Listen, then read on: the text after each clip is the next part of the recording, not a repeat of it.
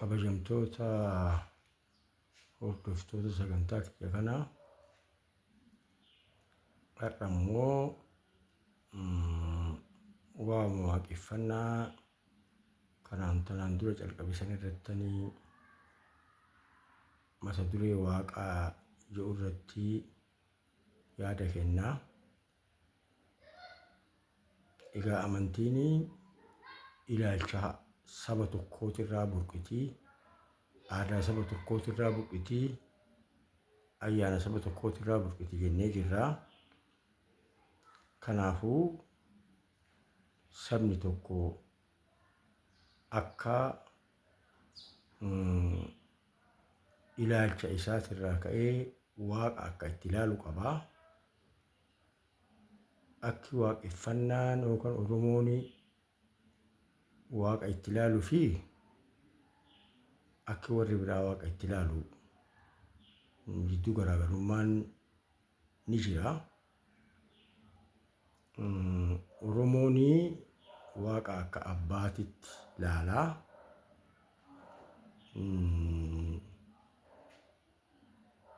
Abbaan waan ilmaa godhu qabaa. Ilmis immoo waan abbaadhaa godhu qabaa. Oromoon ani waaqarra ani abboorra hin beeku abboo waaqarra hin beeku jedha. Abbaa waaqatti aansee ilaalaa, abbaa hin kabajaa, hin ulfeechaa. Waan abbaan jedheen hin guutaa. Abbaan immoo akka abbummaatitti waan abbaan ilmaa godhuu qabu hin godhaaf jechaadha. Akkasumatti akka waaqeffannaatitti waaqni waan namarraa eeguu qabaa. Namni waan waaqni irraa eegu san guutee argamuu qabaa. Safuu eegee karaa dhugaa qabatee cubbuu lagatee uumama waaqaa miidhuu irraa of eegee qulqullooma isaa eegee jiraatuun waan waaqni ilma namaatirraa barbaadu.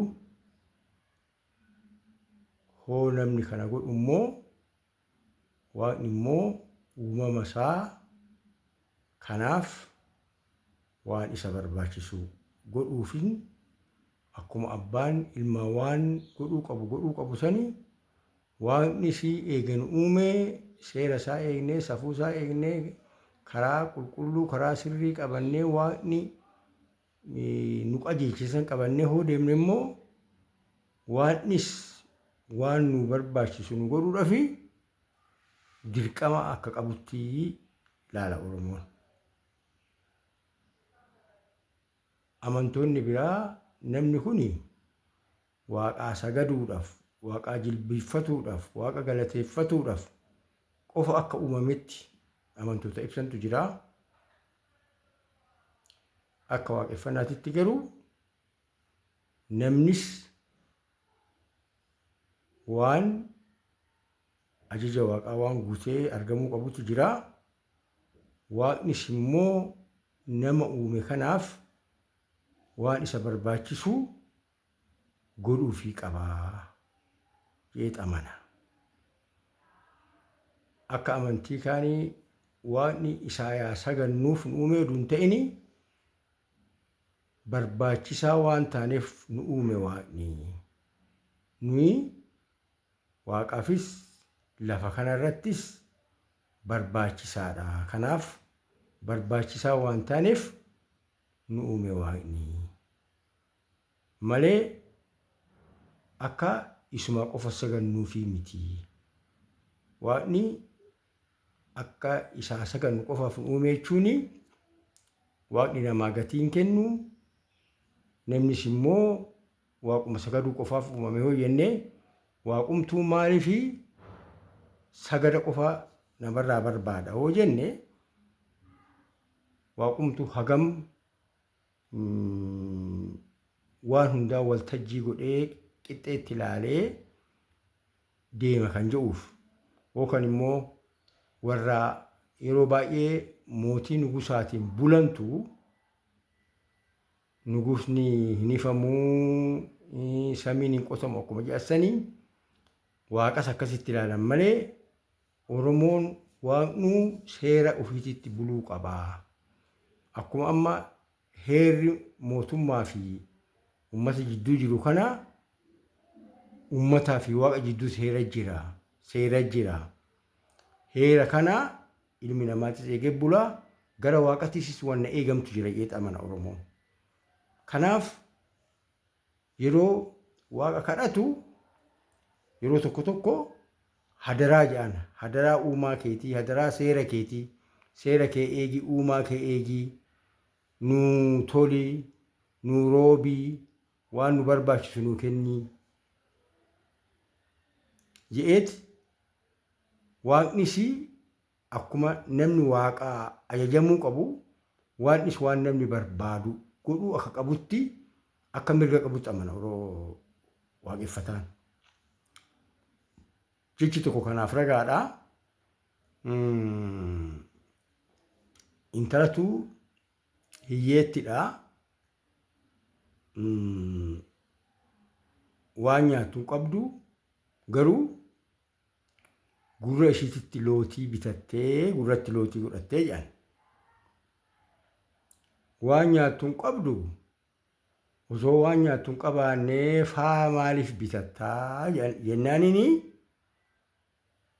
qoonqoo ofii ure waaqatutti yaada ani immoo kan ofii urettan yaadaa jette jedhan. Kun jechuun maal jechuudha? Waaqni nama uumee qoonqoo itti ure sanii waan isa barbaachisu kennuuni dirqama waaqatii waan dirqama qabaa ergaa jedhu dabarsaa jechaadha gara biraatiin. Kanaaf Oromoo biratti waaqnu seeratti bulaa waaqnu karaa dhugaatitti dhugaa qabatee deemaa waaqaa kan waaqa godhee abbaa dhugaa ta'uu isaati jedhama Oromoon. Oduu abbaa dhugaa ta'uu baate waaqnu waaqan ta'uu jechaadha. Dhugaatu heeratu hunduu heeratti bulaa dhugaatti bulaa dhugaa waaqa waaqni dhugaadha kan jedhuu fi kanaaf jechaadha waaqeffannaan. Kanaaf akki waaqeffannaan waaqa itti ilaalu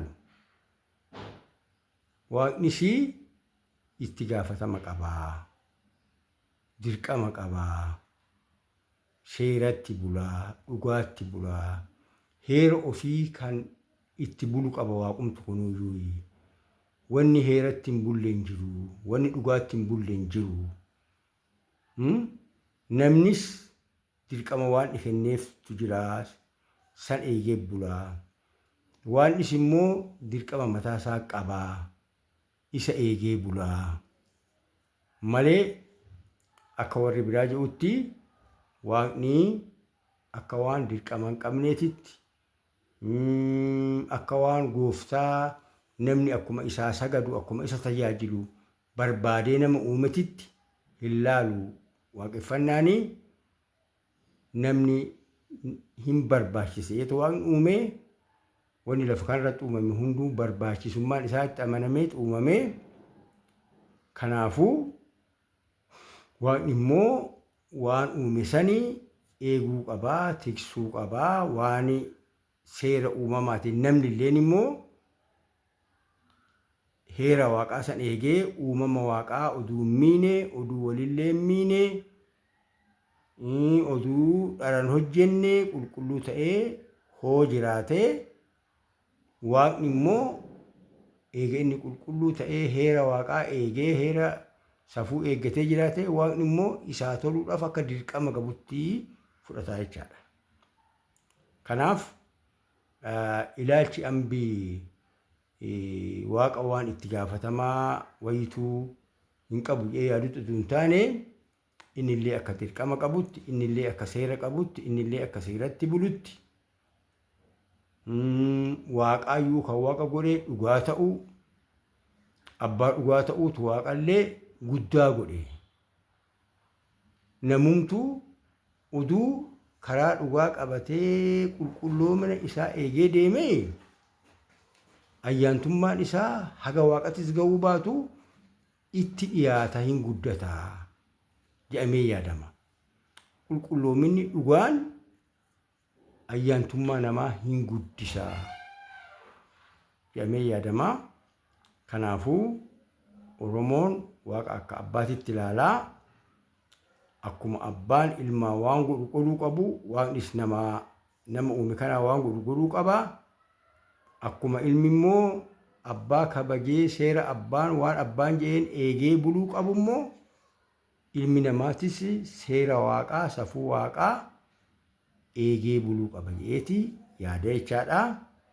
Kanaaf amantiin ilaalcha hawaasa tokkoo tirraa burqiti kan jedhaniif Oromoon sirni gadaa isaatis diimokiraasawaa waan ta'eef nama dhiisitii waaqnuu seeraa olii, waaqnuu dhugaadhaa olii, waaqnuu waan fe'e hojjetuu danda'ee hin yaadu hunduu seeratti bulaa, dhugaatti bulaa, waaqni seera uumamaa qaba, seera mataasaa qaba.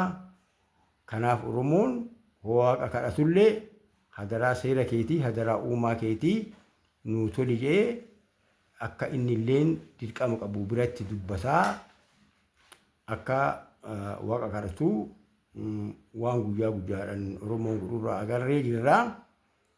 Kanaafuu waaqa ilaalchisee ilaalcha Oromoon qabu kana fakkaataa yaada jennu isinii dabarsaa.